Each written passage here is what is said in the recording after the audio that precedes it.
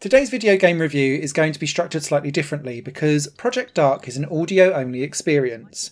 There are no visuals in the game. This video is going to look really boring, but this is a really interesting kind of throwback for me personally to the very origins of gaming, although it is primarily aimed at a visually impaired gaming audience. In Project Dark, you have 6 different audiobook stories that range from anywhere from half an hour to an hour that are structured like a Telltale game or a Life is Strange or like a Choices Matter style narrative. So you'll be asked as the audiobook plays out in front of you to make different choices, and then depending on that, each of these 6 stories has 3 or 4 different endings depending on the choices that you make. You do this by controlling your mouse and swiping to the left or right of each screen just to kind of make a choice. Occasionally you'll be asked to move up, down, left or right to manoeuvre yourself inside the story, and you'll do that by swiping up, down, left or right. And occasionally you'll be asked to find an audio clue on a screen, and that works a bit like a metal detector, so you'll press and hold down the mouse button and kind of move it around the screen until it kind of locks onto something or to give a big ping. All of these things are triggered by a bell, but you also have the option for the game to read out when it's time to make a choice, so that it reminds you of the controls and what's expected to happen with the mouse as you go through the game. That kind of audio retelling also takes place in the menus as well, so that you don't have to really look at the menus. You can just scroll it through the audio clues that come up as you go. And so it reminds me very much of if you're playing with Dragon or Jaws, the accessibility software where it reads stuff out to you. This feels very similar and designed like that from the ground up because it's for a visually impaired audience. I had great fun with this game, and the 6 stories are really varied and different. There's one where you're trying to survive a home invasion, for example, so listening to how the different sounds all click out in stereo is quite key because you're thinking, okay, what's going on where, and will that affect my decisions of where I go, for example.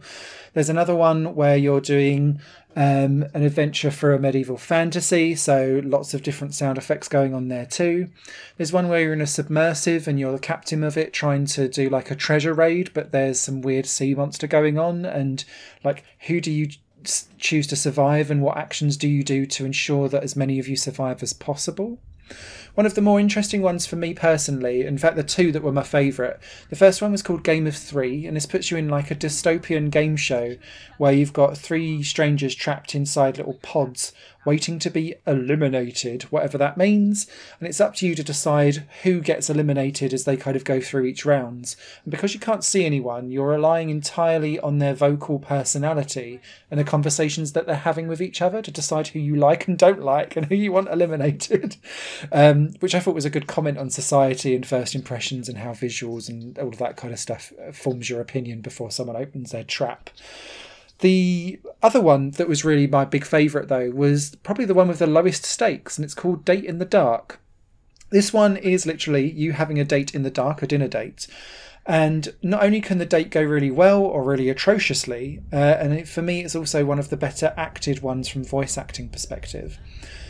It also uses the mouse controls in a really funny way because you need to listen to how the waiter is placing down like the cutlery and the glass and your food on the table, because then when you go to cheers someone, you might knock over the glass instead because you've not remembered which side is like the bottle and which side is the glass, for example. So you're having to rely on those audio clues but also stay inside the story too, which I thought was quite good.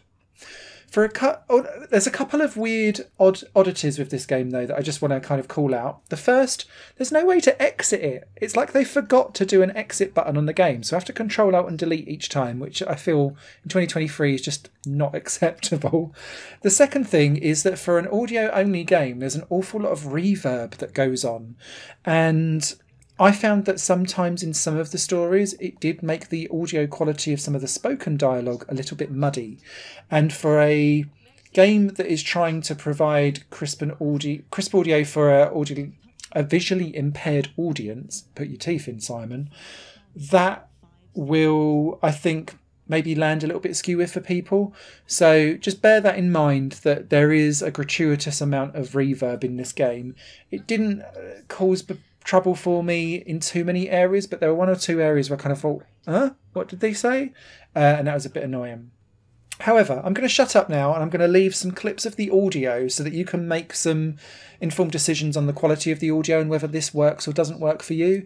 But this is a genuinely interesting and unique game. I thoroughly enjoyed it and I would recommend it, but you have to be one of those people that can put the fantasy in your mind, and if you need to have it portrayed in the screen with good graphics or something like that, this game is absolutely not for you. If you're there remembering the good old like turn to page 75 for your choose your own adventure books, and if you are one of those gamers that are as old as I am that used to play pen and paper RPGs and make up the story in your mind, this stuff is like gold dust and you'll love it.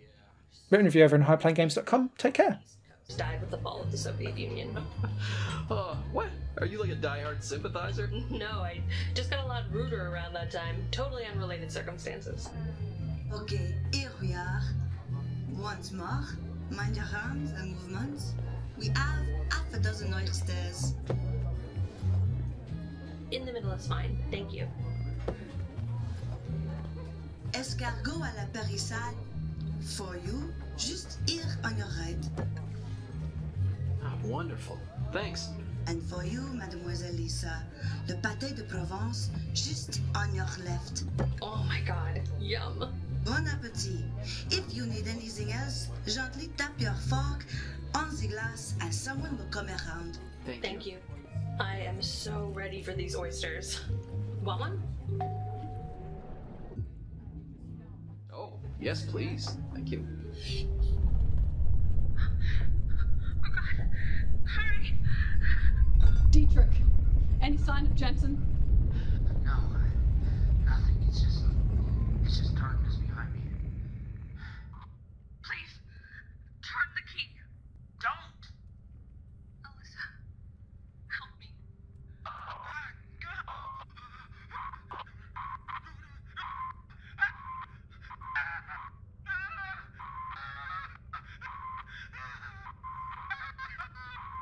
Jensen!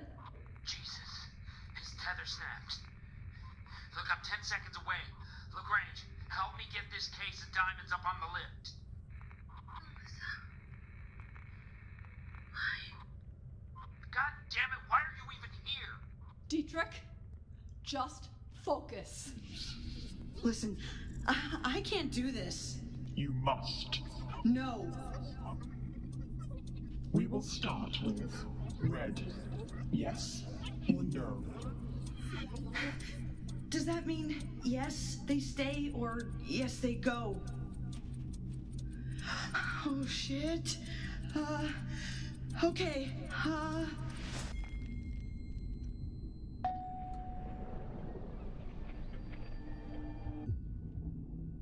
Red is eliminated.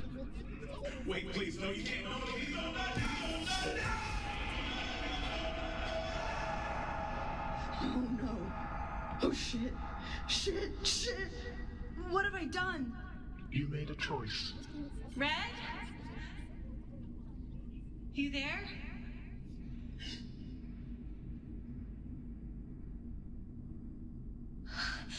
Just like that?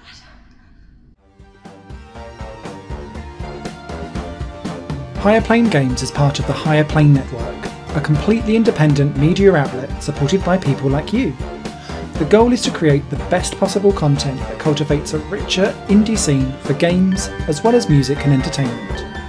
To find out more and to get involved, visit patreon.com/higherplane network. Your support makes all the difference, and in return you'll gain access to bonus content and downloads. Thank you for watching.